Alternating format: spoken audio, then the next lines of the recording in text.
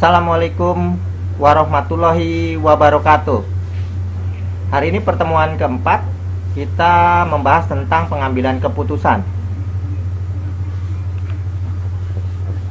Untuk pengertian dari pengambilan keputusan sendiri diambil untuk mengatasi berbagai macam permasalahan. Pengambilan keputusan dapat diartikan sebagai suatu proses penilaian dan pemilihan dari berbagai alternatif sesuai dengan kepentingan tertentu dengan menetapkan suatu pilihan yang dianggap paling menguntungkan. Menurut Siswanto, bahwa pengambilan keputusan adalah serangkaian aktivitas yang dilakukan oleh seseorang dalam usaha memecahkan permasalahan yang sedang dihadapi, kemudian menetapkan berbagai alternatif yang dianggap paling rasional dan sesuai dengan lingkungan organisasi. Jadi, keputusan diambil untuk mengatasi atau memecahkan berbagai macam permasalahan yang sedang dihadapi dengan menetapkan berbagai alternatif solusi, diseleksi dan dievaluasi, kemudian diambil solusi yang terbaik untuk memecahkan permasalahan tersebut, dan itu adalah keputusan. Jenis-jenis keputusan manajemen ada keputusan terprogram atau program decision, adalah keputusan yang terstruktur atau yang muncul berulang-ulang. Jadi keputusan terprogram inilah keputusan yang memang untuk mengatasi masalah yang sering kali terjadi, masalah yang muncul berulang-ulang. Kemudian ada keputusan tidak terprogram. Kalau keputusan yang tidak terprogram atau non-program decision, keputusan dikatakan tidak terprogram apabila keputusan itu baru pertama kali muncul dan tidak tersusun. Keputusan yang tidak terprogram ini untuk memecahkan masalah insidental atau masalah yang muncul tiba-tiba dan belum terpikirkan terlebih dahulu oleh seorang manajer, dan masalah tersebut tiba-tiba saja terjadi, dan mau tidak mau pihak manajer harus mengatasi permasalahan tersebut dengan mengambil keputusan. Berdasarkan pada jenjang dan tingkatannya, manajemen puncak seharusnya dipusatkan pada keputusan yang tidak terprogram, sedangkan manajemen jenjang pertama seharusnya memperhatikan keputusan yang diprogram. Jadi untuk keputusan-keputusan yang diprogram biasanya untuk jenjang manajer lini pertama, sedangkan keputusan-keputusan yang tidak terprogram biasanya diambil alih oleh manajemen puncak, karena ini berkaitan dengan kelangsungan hidup organisasi. Jenis keputusan ada terprogram dan tidak terprogram. Untuk masalah terprogram biasanya untuk masalah-masalah rutin dan berulang, sedangkan tidak terprogram biasanya masalah-masalah kompleks dan masalah yang baru. Untuk prosedur penanganannya, terprogram ada aturan-aturan, ada prosedur operasi dan kebijakan. Sedangkan untuk yang tidak terprogram, prosedurnya apa? Kreativitas dalam pemecahan masalah. Kreatif melihat permasalahan, mencari sumber masalah, kemudian berupaya untuk memecahkan masalah tersebut. Contoh dari jenis keputusan terprogram, contohnya penetapan gaji, karyawan, promosi, jabatan, dan penetapan persediaan barang. Contoh dari keputusan tidak terprogram, seperti cara seorang manajer menangani suatu permasalahan. Tahap-tahap pengambilan keputusan. Untuk arus keputusan kita lihat dari penelitian, perancangan, dan pemilihan. Penelitian atau riset berarti kita mempelajari lingkungan atas kondisi yang memerlukan keputusan. Kita mempelajari lingkungan internal dan lingkungan eksternal.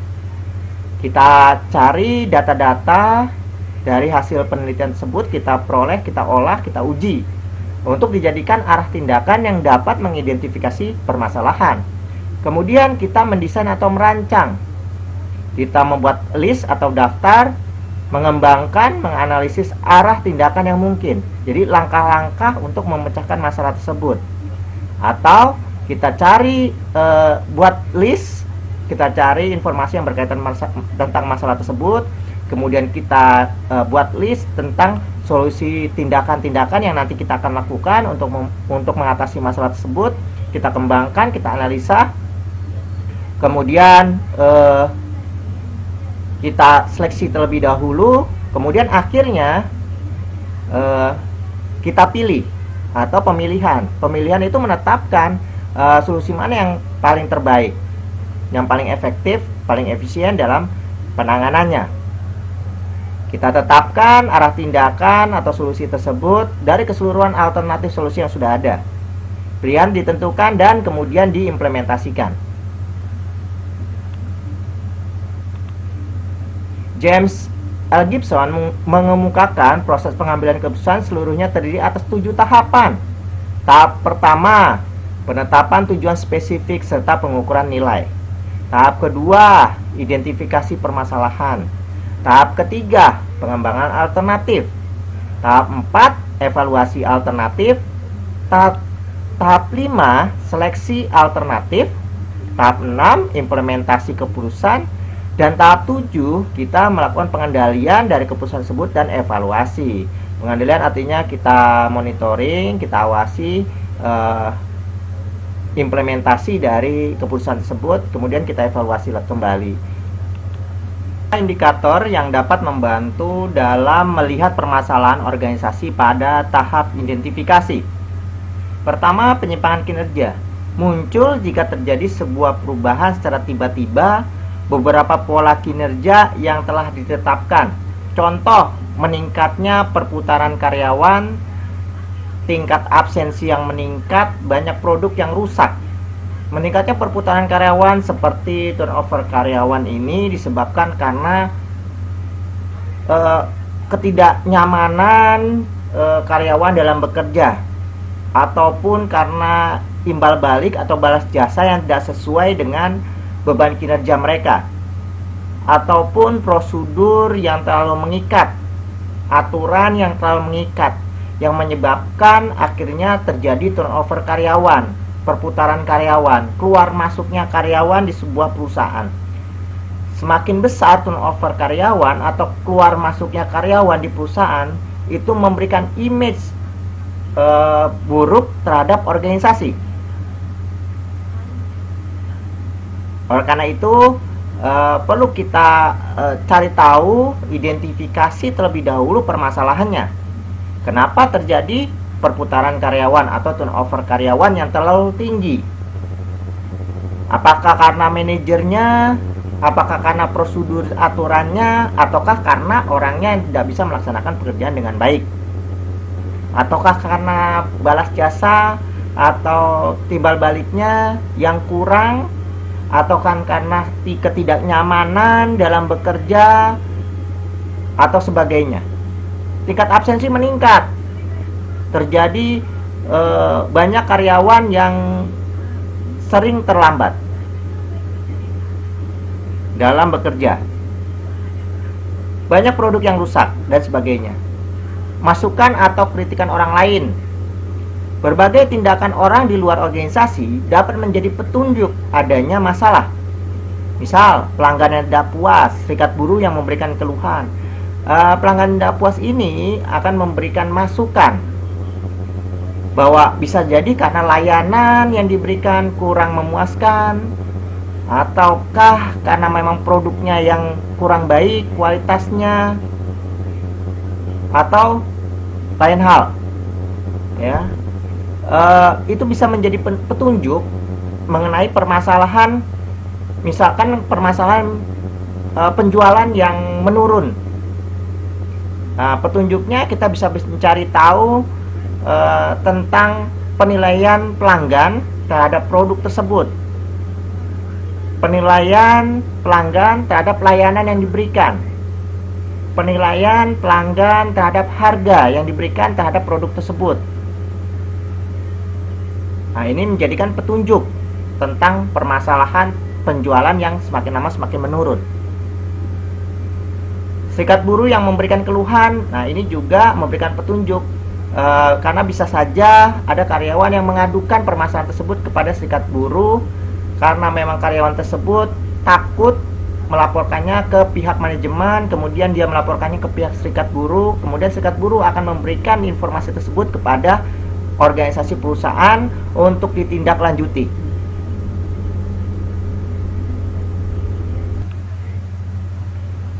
Lingkungan dapat memberi informasi masalah melalui berbagai cara. Misal, pesaing yang sukses dalam meluncurkan produk baru menjadi pesaing produk organisasi yang akhirnya dapat muncul suatu masalah. Nah, ini dari lingkungan eksternal kita bisa lihat dari pesaing. Apabila pesaing mengeluarkan produk yang cukup trendy, cukup diminati oleh banyak orang, nah itu akan menjadi permasalahan buat perusahaan kita yang menjual produk yang mungkin sama dengan produk pesaing. Tipe-tipe masalah. Tipe-tipe masalah pertama adalah masalah terstruktur. Masalah terstruktur adalah masalah pada umumnya terus terang dan jelas dalam hal informasi yang dibutuhkan dan menyelesaikannya. Jadi masalah terstruktur ini masalah yang memang sudah sering kali terjadi, jelas permasalahannya, dan mudah sekali untuk menyelesaikannya. Kalau masalah tidak terstruktur adalah masalah yang memiliki informasi terbatas dalam situasi yang baru dan tidak terduga. Artinya masalah tidak terstruktur ini masalah yang memang kita tidak ketahui terlebih dahulu, tidak ketahui sebelumnya. Informasi yang ada pada permasalahan tersebut terbatas. Ada masalah yang menghadapi krisis, yaitu masalah yang tidak terduga dan dapat menghancurkan jika tidak ditangani dengan cepat dan tepat. Proses pengambilan keputusan, ada penetapan tujuan dan sasaran spesifik serta pengukuran. Kemudian kita melakukan identifikasi permasalahan, melakukan pengembangan alternatif, evaluasi alternatif, seleksi alternatif, implementasi keputusan, pengendalian dan evaluasi. Gaya pengambilan keputusan, secara umum gaya pengambilan keputusan terdiri dari manajer mengambil keputusan sendiri dengan menggunakan masukan informasi yang tersedia pada waktu tertentu. Jadi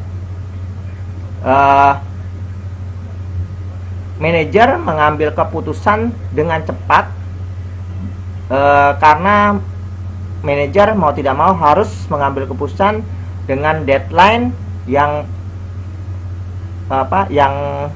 pendek. Mau tidak mau dengan informasi yang seadanya, manajer harus mengambil keputusan. Kemudian ada manajer memperoleh informasi yang diperlukan dari para bawahan dan kemudian menetapkan keputusan yang dipandang relevan. Informasi dikumpulkan oleh manajer dari para bawahan, kemudian setelah informasi sudah cukup, kemudian informasi-informasi tersebut dijadikan pertimbangan untuk mengambil keputusan. Yang ketiga, manajer membicarakan permasalahan yang dihadapi organisasi dengan para bawahan secara individual dan mendapatkan gagasan dan saran-saran tanpa melibatkan para bawahan sebagai suatu kelompok. Artinya manajer berdiskusi kepada bawahannya secara empat mata untuk membicarakan permasalahan yang dihadapi organisasi. Manajer juga memilih bawahan-bawahan mana yang dianggap terpercaya untuk mendiskusikan permasalahan tersebut. Kemudian dari permasalahan tersebut, manajer bisa mengambil keputusan dengan informasi-informasi yang diterimanya oleh para bawahan yang didiskusikan secara individual.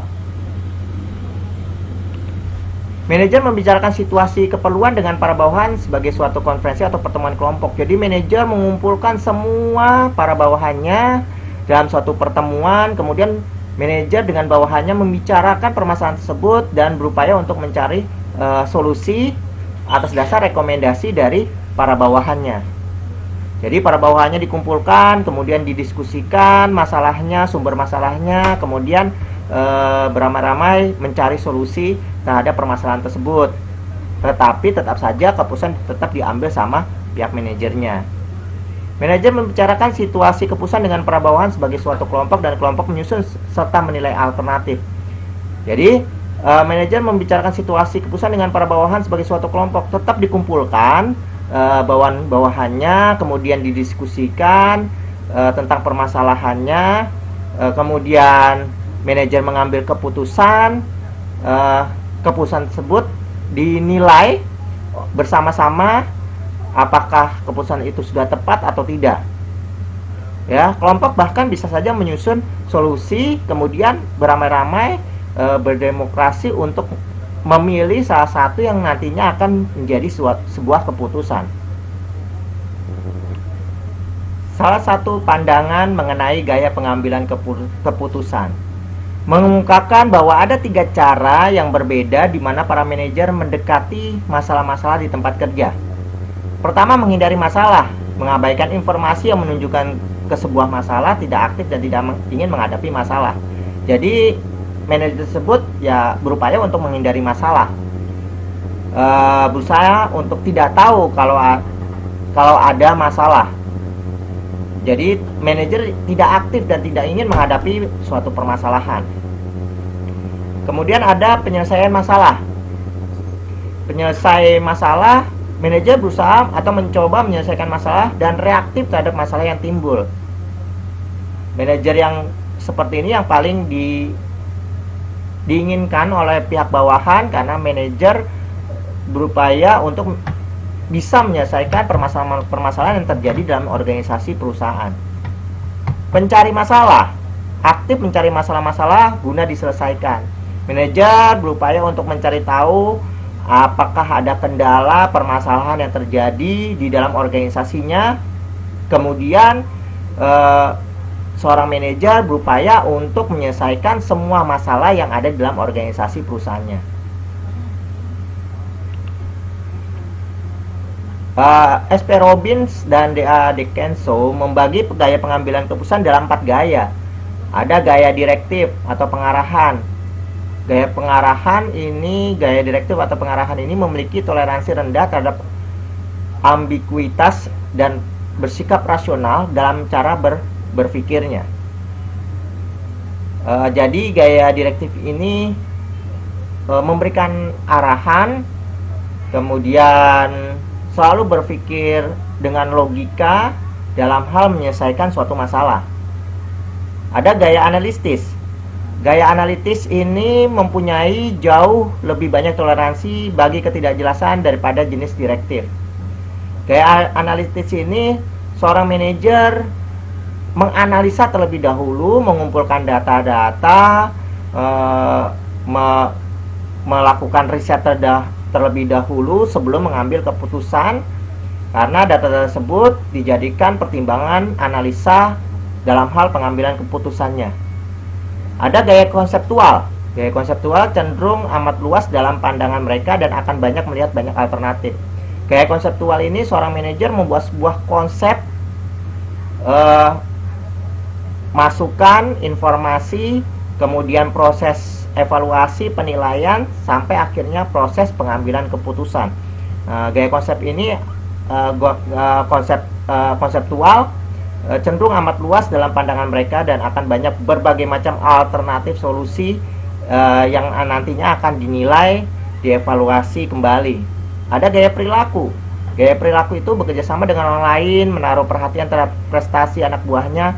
Siswanto bahwa kerangka kerja untuk pengambilan keputusan tersebut meliputi hal-hal: pertama, sistem pengambilan keputusan; yang kedua, pengetahuan mengenai keluaran; yang ketiga, tanggapan keputusan; yang keempat, deskripsi mengenai pengambilan keputusan; yang kelima, kriteria untuk pengambilan keputusan; yang keenam, relevansi konsep keputusan terhadap desain sistem informasi manajemen.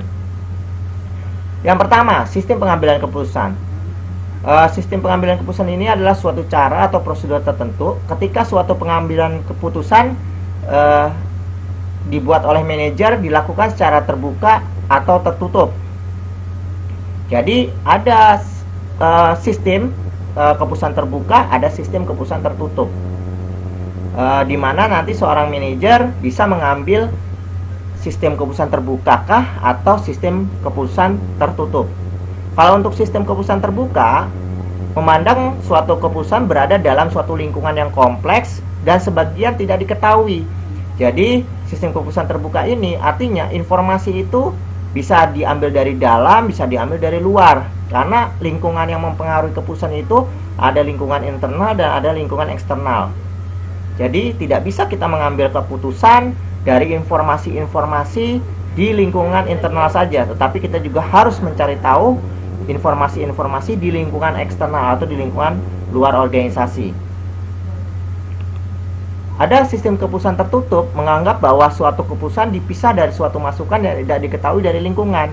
Manajer mengetahui seluruh alternatif dan keluarannya. Artinya, kalau kita mencari tahu masukan atau informasi-informasi dari luar, belum tentu informasi-informasi tersebut adalah informasi yang terpercaya dari sumber yang terpercaya.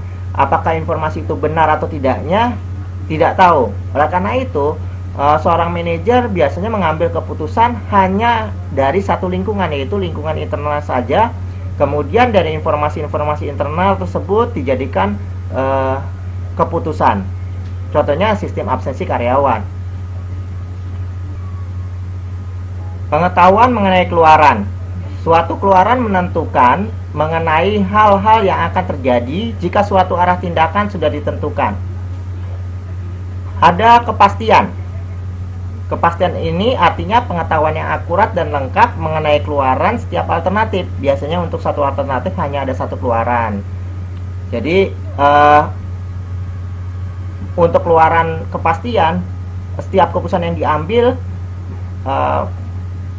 adanya kepastian tentang keputusan tersebut, hasilnya pasti akurat. Keputusan yang diambil pasti menghasilkan suatu hasil yang terbaik dan sudah pasti.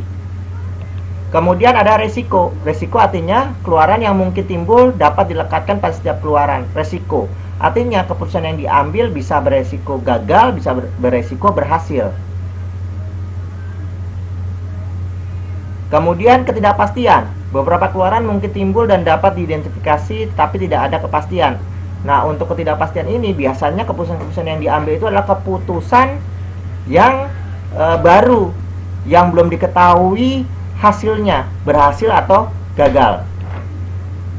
Tanggapan keputusan yang nomor 3, tanggapan keputusan artinya kemampuan organisasi dalam mengadakan rencana atas proses pengambilan keputusan. Tanggapannya itu apakah mau mengambil keputusan terprogram atau keputusan tidak terprogram. Keputusan terprogram yaitu keputusan yang dapat dispesifikasikan sebelumnya sebagai seperangkat norma atau prosedur keputusan. Keputusan tidak terprogram itu keputusan yang terjadi hanya satu kali atau berubah setiap saat diperlukan apabila ada masalah yang terjadi.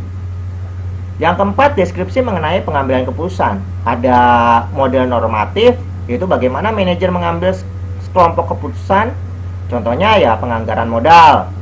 Ada model deskriptif. Pengambilan keputusan berusaha untuk menjelaskan perilaku konkret. Jadi sebelum mengambil keputusan, seorang manajer harus bisa mengobservasi perilaku-perilaku dari bawahannya dalam hal kinerja, dalam hal dia menyelesaikan suatu pekerjaan, dalam dia mengikuti aturan, apakah disiplin atau tidak disiplin, apakah karyawan atau anak buahnya loyal terhadap perusahaan atau tidak. Kemudian yang kelima, kriteria untuk pengambilan keputusan. Kriteria untuk pengambilan keputusan ini adalah kriteria untuk menentukan satu di antara beberapa keputusan alternatif. Contohnya ya maksimum laba. Jadi ada alternatif, apakah laba maksimum berapa persen, apakah 80%, 90% atau 100% dari keuntungan tahun lalu. Nah, ini kriteria untuk pengambilan keputusan. Nilai yang diharapkan jadi berbeda-beda, ada beberapa kriteria ya, nilai A, nilai B, nilai C, dan seterusnya. Kemudian relevansi konsep keputusan terhadap desain sistem informasi manajemen. Apakah modelnya keputusan tertutup, apakah modelnya keputusan terbuka. Kalau model keputusan tertutup, biasanya komputer sebagai alat penghitung untuk menghasilkan keluaran optimum. Kalau untuk model keputusan terbuka, biasanya manajer sendiri yang mengambil keputusan, sedangkan komputer hanya sebagai membantu dalam hal menghitung persentase, menyimpan data, mencari dan menganalisa data. Tetap untuk keputusan terbuka, manajer yang mengambil keputusan, sedangkan komputer hanya membantu dalam hal pertimbangan pengambilan keputusan. Pengambilan keputusan dalam organisasi sederhana berdasarkan permasalahannya dapat digolongkan menjadi dua tipe permasalahan, yaitu permasalahan bersifat rutin atau repetitif. Bersifat rutin atau repetitif atau berulang atau setiap kali terjadi, biasanya adalah yang diambil adalah keputusan terprogram, ya, karena keputusan terprogram itu untuk mengatasi permasalahan-permasalahan yang bersifat rutin dan berulang. Sedangkan kalau permasalahannya yang datangnya tidak menentu atau insidental, keputusan yang diambil adalah keputusan tidak terprogram, karena keputusan tidak terprogram adalah keputusan untuk mengatasi permasalahan-permasalahan yang mungkin saja timbul bersifat insidental atau tiba-tiba. Selain penggolongan tipe permasalahan di atas, menurut hierarki permasalahan dapat dibedakan sebagai berikut.